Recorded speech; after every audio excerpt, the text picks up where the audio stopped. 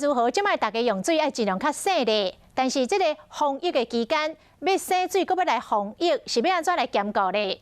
来看专家甲咱教省水的洗手的方式。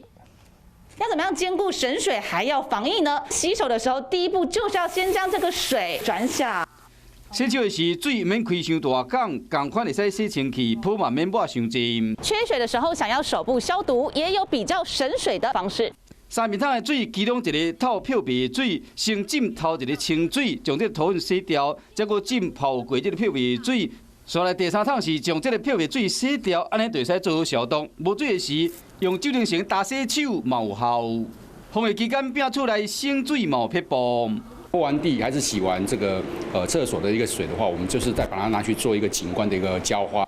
一般路途卡洗塔门，这用水量拢无大。设计公司讲上水就是洗水塔，传统方式就是水塔啦，水底啊水拢漏掉，安尼一摆会浪费20-30吨的水。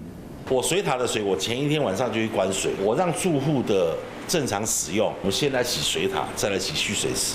全国拢欠水，会使省就省。庙里东路有一个出水井，有民众早细型抽水莫大来抽，一摆会使抵10外桶的水。